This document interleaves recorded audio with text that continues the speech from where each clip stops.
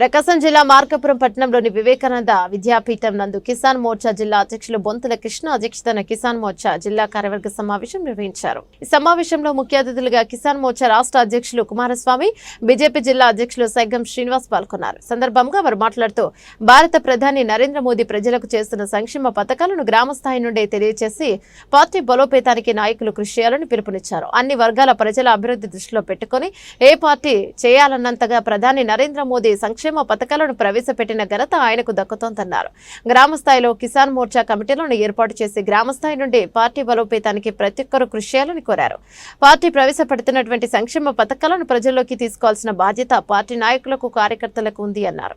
గత ప్రభుత్వం చేసినటువంటి లోపాలను తెలియజేస్తూ కూటమి ప్రభుత్వం చేస్తున్న అభివృద్ధి కార్యక్రమాలను ప్రజలకు తెలియజేయాలన్నారు. సమావేశంలో జాతీయ కౌన్సిల్ సభ్యులు శాసనాల సరోజిని, అసెంబ్లీ ఇన్ఛార్జి కృష్ణారావు, జిల్లా కార్యదర్శి చిన్నయ్య తదితరులు పాల్గొన్నారు.